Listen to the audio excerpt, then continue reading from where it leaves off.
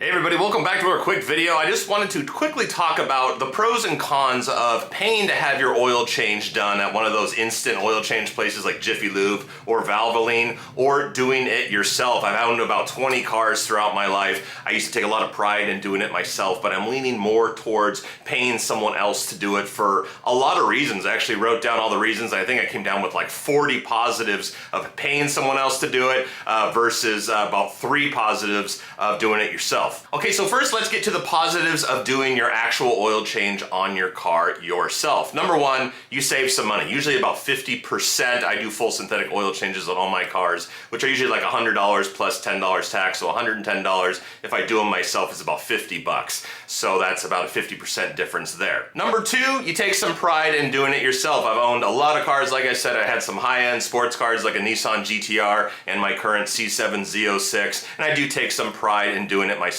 And number three, you know it's done right. So the people that are doing it at these instant oil change places, you don't personally know them, or you probably don't personally know them, and so you don't really know if the job is performed as it should be or to spec if you did it yourself. But this isn't really rocket science. Changing oil, you just have a drain plug, change a filter, pour in some new oil, and you're good to go. So I don't really ever worry about it not being performed as it should be. So number one, you don't have to get in your car, drive to the auto parts store, hopefully find the oil you need and the oil filter you require. A lot of the times they're out of the oil filter that I need for my specific car because I have 4 different cars. A lot of time there's like a line of 15 minutes to get out, then you have to drive home. Then I head inside and change into dirty clothes that I don't mind getting dirty, and then hopefully it's not pouring rain or forecasted to rain. I live here in Seattle where it rains a lot. When I was doing oil changes myself, I would have to coordinate with the weather. Then I have to get all the supplies out to jack my car up or drive it onto rams, make sure the chock's in the back and all the jack stands.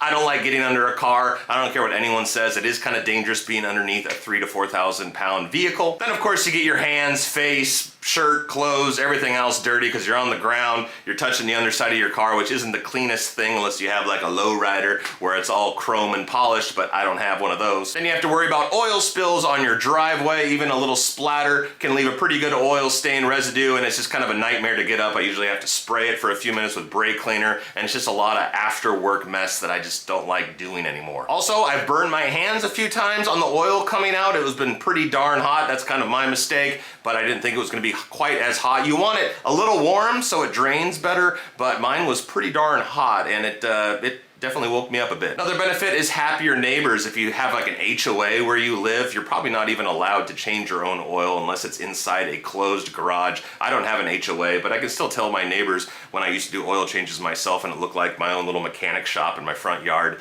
Some of the higher end homes, just I could tell just were kind of giving me the evil eye, which I normally don't care, but I kind of want to keep peace in the neighborhood. And lastly, you don't have to worry about recycling your old motor oil. You don't have to put it in some type of container that's not going to spill on your drive there, so you don't get oil in your car and then drive it there. Hopefully there's not another line you have to wait in, but if there is, you wait in it and then they dispose of your old oil and then you put it back in your car, drive home. When it's all said and done, it usually takes me about an hour and 20 minutes if all goes well with my oil changes when I do it myself. Okay, so now on to all the benefits of not having to do it yourself and paying an instant oil change place to do it for you. First off, pretty much everything I mentioned just a minute ago, you don't have to worry about, other than having to drive to the facility to have it complete. Everything else, like burning your hands, getting dirty, jacking it all up, you don't have to do because they're doing it. Now, and I've also noticed I save a lot of time. I usually only takes me about 20 minutes from beginning to end, assuming there's no wait, but yeah, I usually go midday to these places and there's no wait, I drive right in.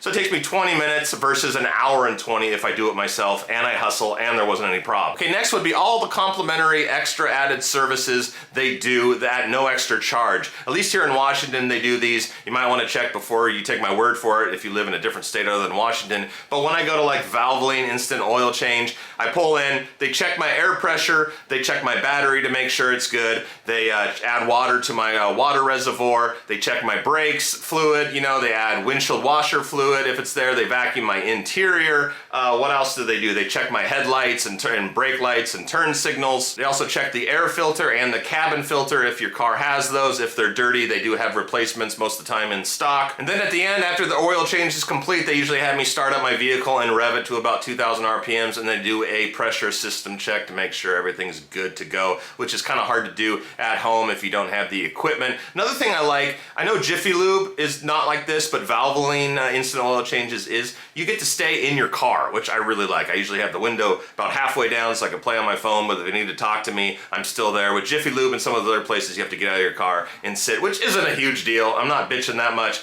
but it's just kind of nice how you can pull right in, sit in your car for the whole 20 minutes, and then head out. Another benefit is if you have a warranty on your vehicle, it is nice to have service records, which you get when you do it at a shop or a garage or a dealership. I'm not saying this has to be instant oil change places. If you have it done at a dealership, same thing, you get a record, where if you do it yourself, yeah, you might have a receipt showing you bought the supplies, but there's no real evidence that you performed the labor and did it on the car at that specific time. So if you ever have a warranty claim, there's no real proof that you did. I know luckily I've never had a warranty claim where I had to show that I did proper maintenance at certain mileage intervals, but it is a possibility. Another benefit of having service records is when you go to sell the car.